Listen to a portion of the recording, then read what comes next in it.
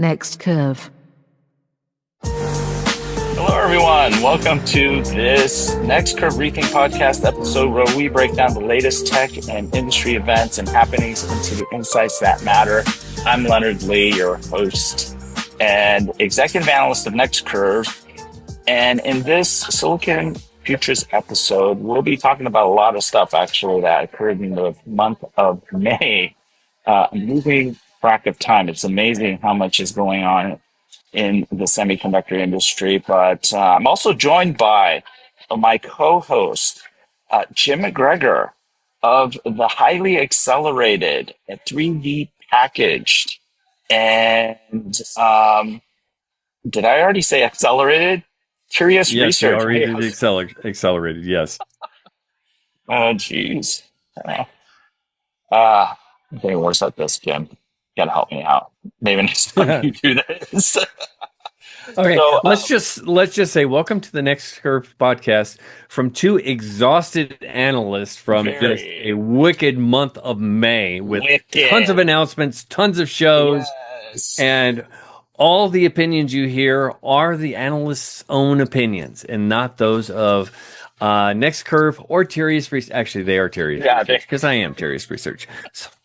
So we'll disclude that part of the disclaimer. This is awesome. Yeah. Okay. This is working out really great. Yeah. So we're going to be covering a number of key events that occurred in May. CadenceLIVE, Microsoft Build, Google I/O, Computex 2025, which Jim and I were both at, and then a little commentary on Qualcomm's 40th anniversary. So with that, yes, remember to like, share, react, and comment on this episode, and also subscribe here on YouTube and Buzzsprout to listen to us on your favorite podcast platform.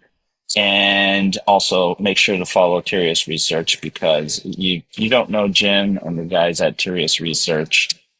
And they're the solution. We're the geek squad. We're the insanely technical guys. I'll vouch for that. So, hey, why don't we get started, Jim?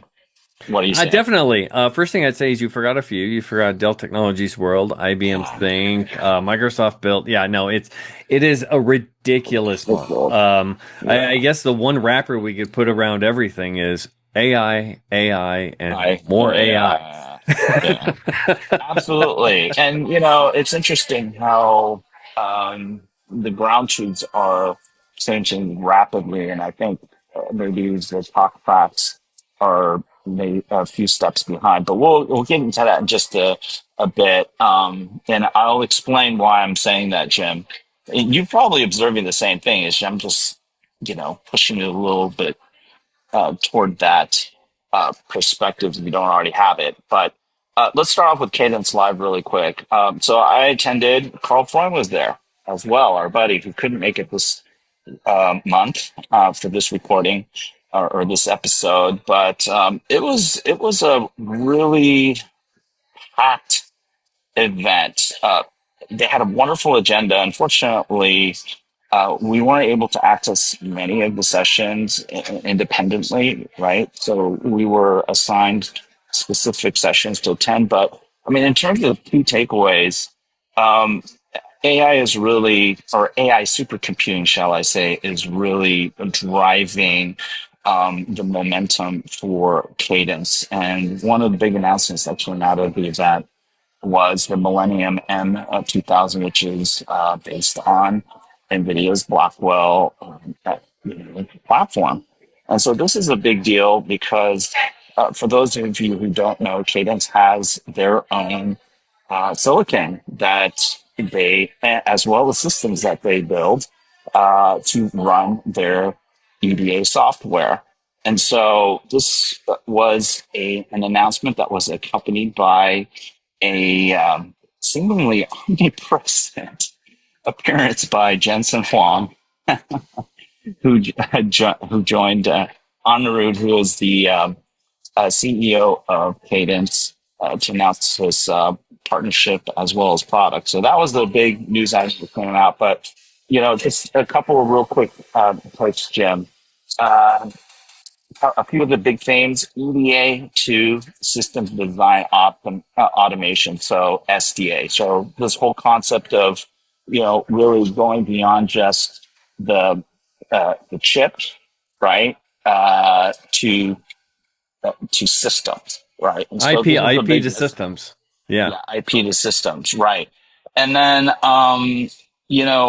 what this concept of digital twin is becoming a more prominent thing, especially in this partnership between Cadence and NVIDIA, where NVIDIA is bringing a lot of their DNA around digital twins and merging it with a lot of the design tooling and Yeah. assets for simulation that Cadence has, right? And so this is going to have a huge impact in the future of systems designs beyond the semiconductors. Because one of the things that they were talking about was drug design, right, which is different from drug discovery. So those are some of the things that came out in terms of Computex. Here, this is a really interesting um, comment that Anu, who is the CEO, mentioned about packaging. Jim, I want to get your reaction to this. He says that there's going to be a move toward 2D packaging before 3D and 3.5. So this whole idea that we're moving towards advanced packaging, where we're stacking things, he seems a little bit less bullish about that being sort of the priority going forward. He's thinking we're going wide and long. You know what I'm saying? Well, So you have to remember that, when we think of the most advanced packaging, we think of the latest GPUs, the latest yeah, processors and stuff like this. And yeah, they're going to use 2D and 3D packaging. Matter of fact, some of the yeah, latest stuff we've seen from TSMC and Intel talking about, CoWoS-L yeah, and some of the eMMC stuff. That is going to be for that segment of the market, but percentage wise, in terms of the units shipped per year, that's a very small percentage. The vast yeah, majority are still these microcontrollers and microprocessors used in a wide variety of applications.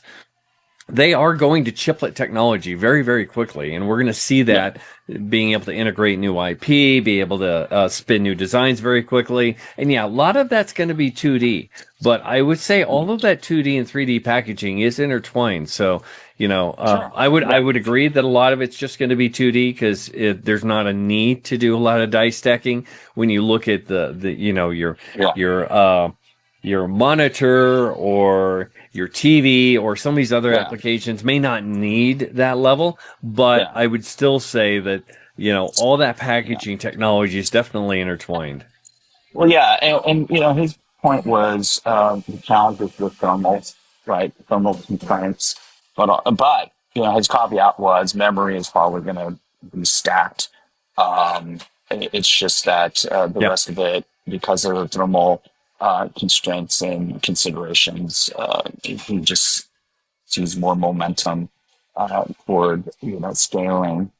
Yeah. Um, you know, in two dimensions versus three. So, Yeah. anyways, I just thought that was a super interesting Yeah. comment that he made. So, And anyway, and I think the cadence is some of the stuff that comes out a lot, especially with this, especially with Cadence and NVIDIA. NVIDIA developed their own cuLitho, so their own yeah, AI solution for developing chips yeah, and doing the layout of chips.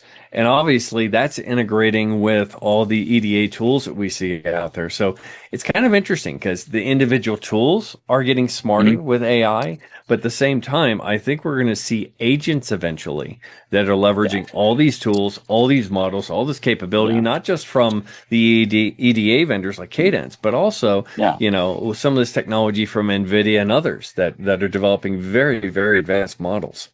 yeah, and those, Now, yeah, I want to be very careful because I mean the semiconductor industry still doesn't use AI to do a lot of the steps in developing silicon today I was because about they to don't say, necessarily trust it yet.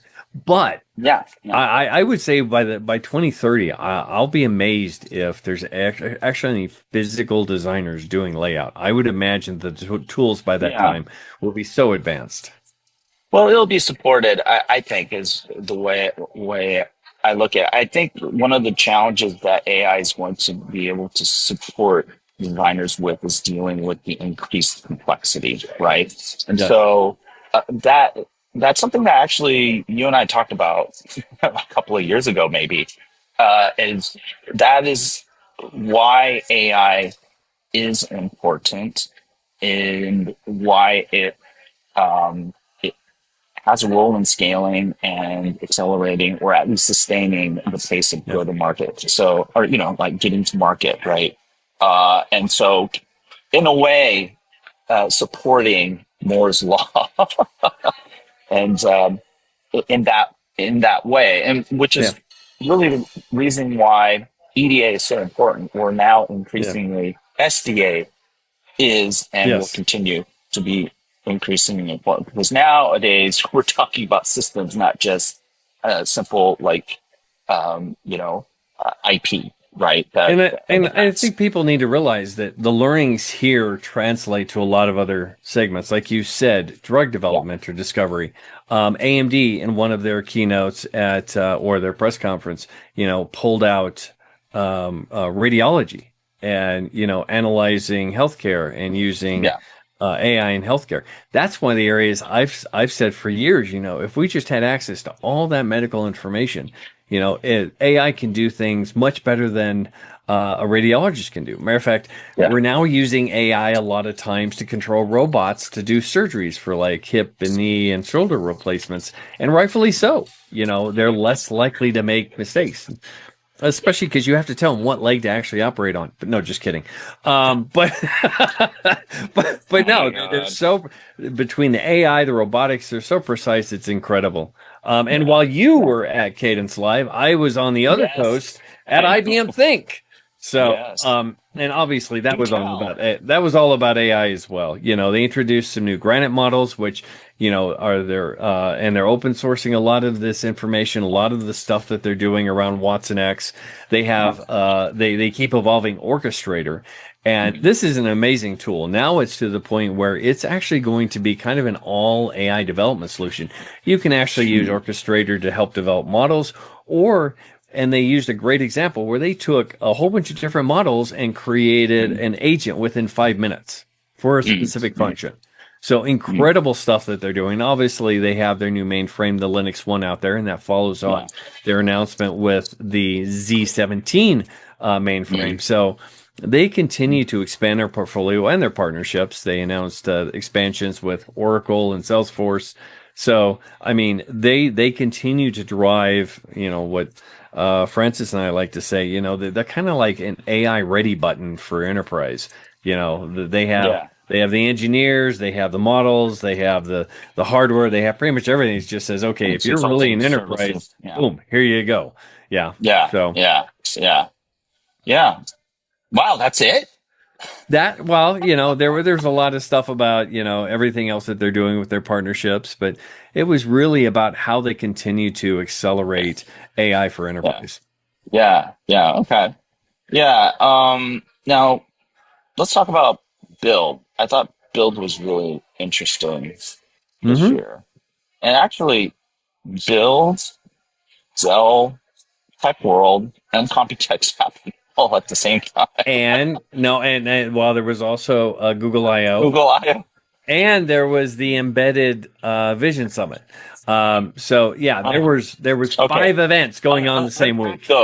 Yes, let's see if we can unpack those.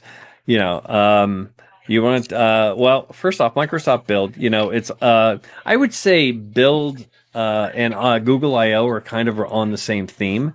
It's about developing tools, enabling developers, and to develop new AI solutions, as well as new assistants or new agents to be able to use those. Obviously, Microsoft, the big thing for them is Copilot. So trying to advance Copilot and further Copilot capabilities. They have the Azure AI Foundry and Copilot Studio, really trying to enable agentic AI solutions.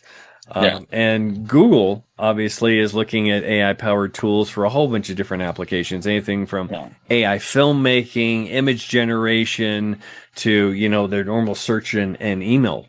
So, Yeah, actually, a lot of these events, I mean, you started off with IBM Think.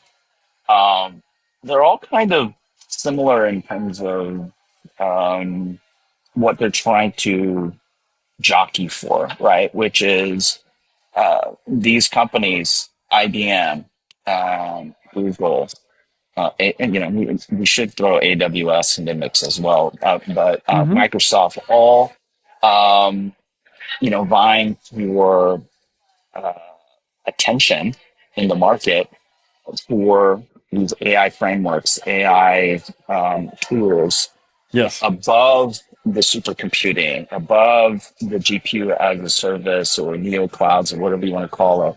And yeah, agentic AI being that, you know, theme du jour, that was a common thread, Yeah. definitely, right? And we saw it with Microsoft, Google, but interestingly, with Google in particular, as well as Microsoft, actually, there's this whole notion of an agentic web, but also this idea of the infrastructure that was supported. At Google's Cloud Next, they have 2 million miles of fiber. And so they have this concept of a cloud WAN, And right? infrastructure, basically. Yeah. Yeah, infrastructure. So when we're talking about agentic web, we're seeing signs of this manifesting itself, or at least this concept forming from infrastructure, right? Because a lot of Mm-hmm. the hyperscalers, including like Meta and such, have been investing a ton in overseas cabling, right, for internet, putting these fat pipes under the ocean, connecting continents, and running fiber at pretty much anywhere that they can. Yep. And then now you have this agentic AI layer on top, and um, lots of mention of MCP, right? It really is a RAG protocol, but then you also have agent to agent protocols out of Anthropic. But the bottom line is this: is that there's this whole layer at the platform level, right? At the Mm-hmm. orchestration, what's called middleware level, that's starting to form that at global scale, or at least the ambition is to make it global scale, which is super interesting. And one of the things that came out of Microsoft Build that I thought was really um, curious and also potentially very compelling is this idea that they would be hosting trusted MCP servers, sort of like a registry for Mm-hmm. their developer communities, right? So anyone, in all likelihood, it's going to be multi-cloud, but then it would be also multi-agentic platform, if you will, to kind of stitch together with the MCP open protocols. So there's a lot of interesting stuff happening, very ambitious, early days, but it's really interesting how the likes of IBM, Microsoft, Google, Meta, Amazon are thinking about this next stage in distributed or global computing. Yeah. No, and we have that side of it where that's really focused on the software, the services, the solutions, and then we have the other side that are kind of the Dell Technologies World and Computex, Yeah, focused on really the hardware and everything it builds up to enabling that. The solutions yeah, that build those up. Obviously, Dell announcing all their solutions from AI PCs to servers, including new workstations. And the same thing at Computex. Matter of fact, Computex was kind of an interesting show this year. Last year was the yeah, kind of major introduction of the AI PC, or actually, it was all Copilot plus PC. This year, it seems like the industry went back to AI PC. It's not all about Microsoft anymore. yeah, And most of the major announcements were about workstations. Matter of fact, AMD, yeah, Intel, and NVIDIA all had workstation announcements, while the only really AI PC focus was Qualcomm. And they didn't announce a new part. They kind of teased it. Matter of fact, they teased two new parts, one for the PC and one for the server. So we're going to see that NUVIA Yeah. architecture that they acquired, the Orion, going Mhm. not just into, not just their next evolution of that for AI PCs, but also a server part that they're going to be discussing later this fall at their Snapdragon Technology Summit in Hawaii, which I'm assuming we'll both be at. So, Yes, we will. but some of the big announcements there, and Computex is always great to go to. It's in Taiwan, Yeah. it's a major source of semiconductor manufacturing and electronic assembly. Matter of fact, I would say, I couldn't find exact statistics, but I would say 60% or more PCs are assembled there, if not to mention, everything else from embedded systems to TVs to you name it. So Taiwan is a very important market. So it's natural to have it there. So Yeah. Computex had not just, obviously there was everything PC. There was PCs, there were PC monitors, there were PC monitor holders, there were keyboards, there were even components for keyboards. There was everything PC there.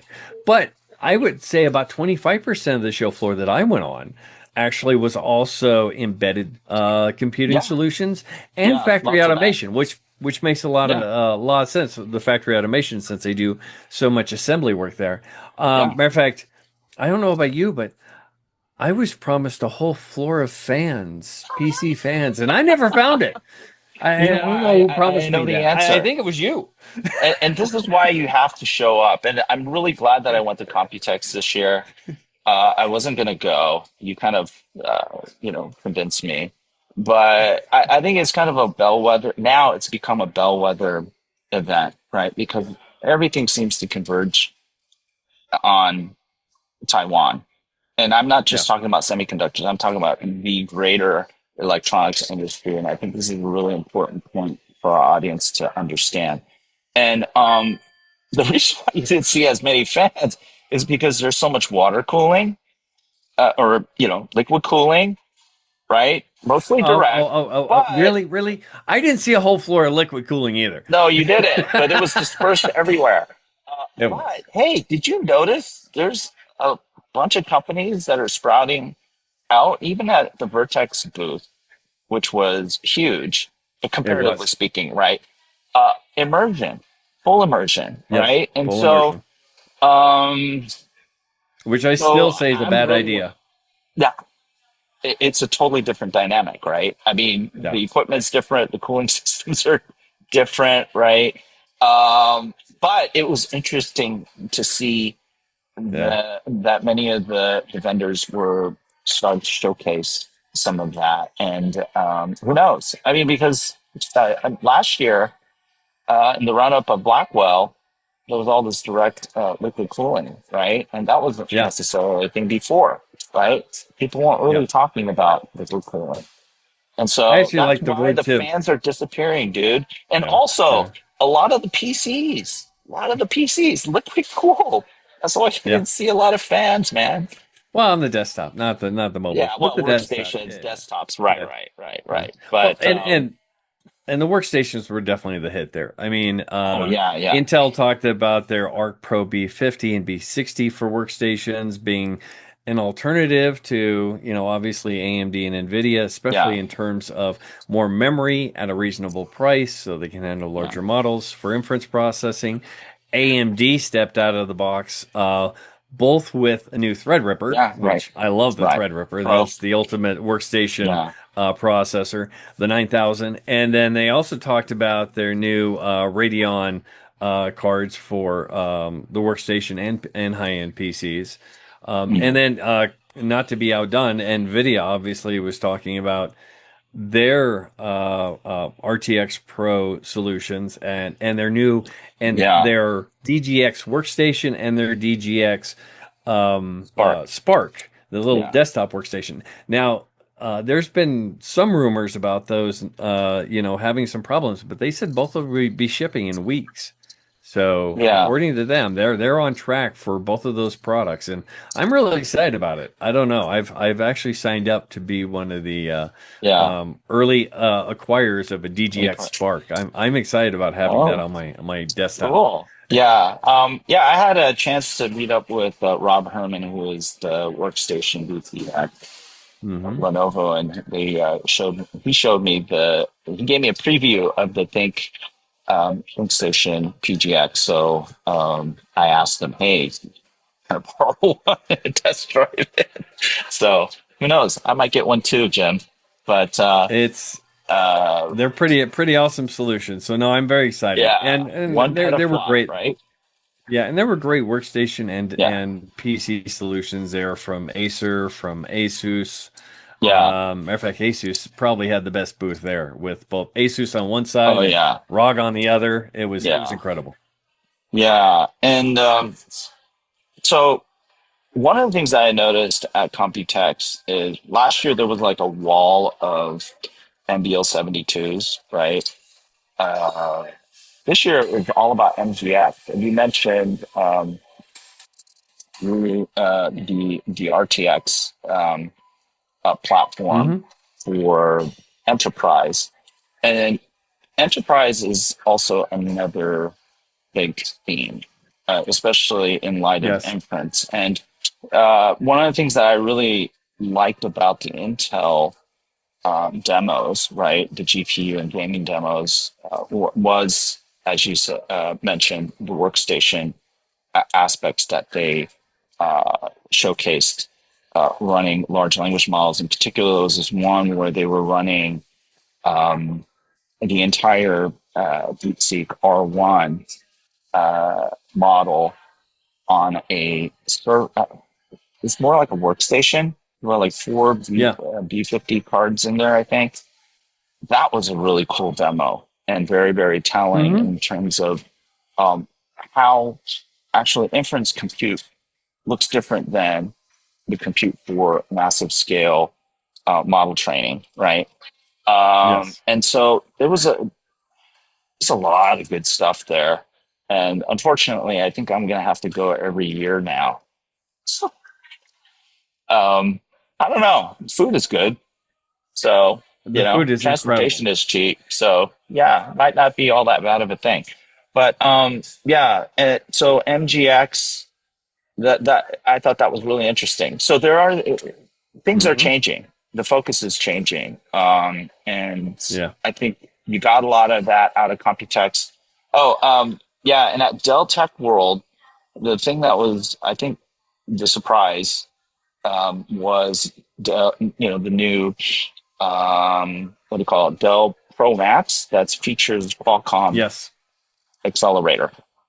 The Yes. I think it's the AI 100. It's like an inference card. So yeah, I'm going to reinforce your statement that workstations are a thing, and I think they're Oh becoming yeah. that sort of bridge between the supercomputing in the cloud with enterprise AI. Call it, Yeah. No. edge Well, and or it's going to be enterprise supercomputing. I don't know, but it's a smaller it's scale. it's also going to be interesting because, as the industry is changing and accelerating so quickly, it really is. To see how things change. Last year we saw the introduction of UA Link to compete with NVLink, Yeah, NVIDIA's GPU to GPU interconnect. But now NVIDIA is saying, "Hey, we're opening it up to anybody to yeah, use with fusion. NVLink Fusion." So, Yeah, and so it's going to be interesting to see. I think, and we saw NVIDIA open up the NVL72 rack architecture to yeah. OCP late last year. So it is blah. It is interesting to see, how everything's evolving, and even some of these islands, these competitive islands we saw, seem to be breaking down just to advance the industry going forward. And I think that's necessary. We saw the huge write down by Nvidia for the H20s not being able to ship those into Yeah, China. And, Jensen made the comment to the president saying, listen, if you want to make us a dominant force in AI throughout the world, our technology needs to proliferate throughout the world. And I think, all of the tech companies that were there, whether no matter what country they were from, would agree with that. Nobody wants to see boundaries in our industry, and it's interesting to see how the industry is really, really coming together to develop advanced solutions. Yeah, I mean, the only thing I would say there in terms of yeah, is that there's AI and then there's supercomputing. And Yes. one of the things that I've noticed, and I've been saying this for a long time, we're not really talking about AI here. The vast majority of what we're talking about here in terms of the revolution or the boom is supercomputing. AI still has to prove itself. Um, Now, AI happens to be in a workload, but fundamentally, what we're talking about in terms of infrastructure build out, this is supercomputing fundamentally. Now, um, this is going to be the challenge for the entire industry, including NVIDIA. Is now how do we actually make AI stick? I think that's the big challenge right now. Even though we do see companies investing a lot, the monetization is not apparent. And these are the things that I think are going to be a challenge for the next year. There's still it's still a big question mark this year, but there's no doubt. I think this move toward the edge, as well as this effort to bring some of the supercomputing down to the enterprise level, right? I think it is going to be an important dynamic to keep an eye out on, right? And that will hopefully help AI diffuse. But the question of AI leadership, I don't think is entirely hinged upon supercomputing. There's also the models, right? Who has the best foundation models? Because that, as the word suggests, is the foundation for who has the best AI. Oh, And who can potentially have the best AI. I would agree with you. I would say the two biggest innovations for the AI Yeah. industry, and to really help the AI industry, have been Llama and DeepSeek. Mm, Two yeah, open source models, solutions that people can grab and use very effectively. But I yeah, think we've passed the point. I kind of disagree with you. I think AI is proving that's itself very fine. quickly. Just looking at the growth of tokens, especially with the recent reports from Microsoft and Google, it's Mhm. huge. And that's just tokens. That's not images and video and everything else. I think that, we are finding a way to monetize AI both with consumers and with the enterprise. And I think agentic AI, Gen AI was, I think, the first step, but I think agentic AI really leapfrogged that with companies realizing the value of AI and how to start implementing AI. Now, it's still a struggle. I agree with that. It's still a struggle, but I don't think anybody can look at their business anymore and not see some value with Gen AI or agentic AI. And I think it's coming just so rapidly. Yeah, it's a learning process, right? Hmm. And that's what I'm seeing. There's a push, and then there's a bit of um, you know, let's say throttling back just to see, okay, how far did we get? But I think it's my observation is a learning process for everyone. Again, Yeah. going back to this is moving so friggin' quickly, it's really hard to keep track of everything. And if you're just looking at one layer and you're not considering the impact above a particular layer or below, you're really going to miss something important. And so, but yeah, geez, I wonder what June's going to be. Well, the one thing that I would say, and first off, we've seen huge, huge advances in the models. I mean, Yeah, DeepSeek was just a monumental moment and a push towards that reasoning slash yeah, agentic AI solution. But also look at what we've done on the hardware side. I mean, that DGX Spark is equivalent to a yeah. DGX One. And so from 2016 to 2025, we went from this massive, just huge computer solution down to something that fits in the palm of your hand in It's a terms of nut. compute It's a performance. Yeah, it's It straight up basically is a the nook. size of a nook. Yeah. Yeah, it is Um, incredible what we've done. yeah. I mean, that is I mean, if that more than anything shows the innovation that's going on in our industry. Yeah, and Physically. independent of AI itself, I think that that is the big revolution in going back to supercomputing. How basically this whole AI push has driven a revolution and democratization of supercomputing. And if you want to call that accelerated computing, and if you were to borrow from Jensen's parlance, that is the phenomenal thing, right? And all Yeah. the capital investment that has gone into making, shrinking all this stuff down into basically a DGX bar. Yeah. One petaflops. That's like pretty incredible.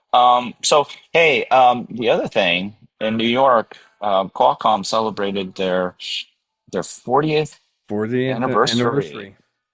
Yeah, which is pretty amazing. Yeah, I remember when that company first started. Yeah, radios, Um, trucking radios. yeah, and and Erwin Jacobs was a professor at my alma mater, so nice. What wasn't that called Trax or something like that? Yeah, Trying to remember what. Yeah. So I mean yeah, that is amazing. They have been the powerhouse really behind cellular technology, especially since the 2G generation to 3G to 4G to yeah, 5G. Industry leader, and just also a leader in terms of heterogeneous computing and low power power efficient computing. yeah, So, yeah, it's fun to walk into their headquarters and see the walls of patents that they have. Yeah, those are always fun to see. It is amazing what that company has done and how important they've been to our industry. yeah, and how they continue to expand and diversify their business and Yes. redefine themselves actually. And so yeah, Qualcomm. Now you have Snapdragon and Dragon Wing, and who knows what else? Because they're starting to get into data center. So I wonder what they're going to call it, the data center part of their business, I right? don't know. We'll have to wait and Yeah. see.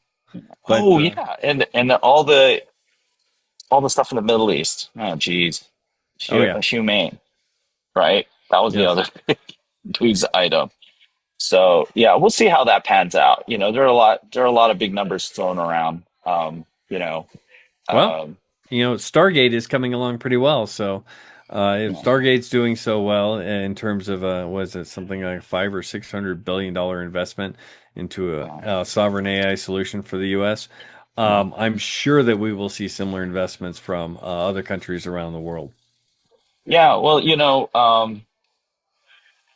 I think the Middle East, isn't it?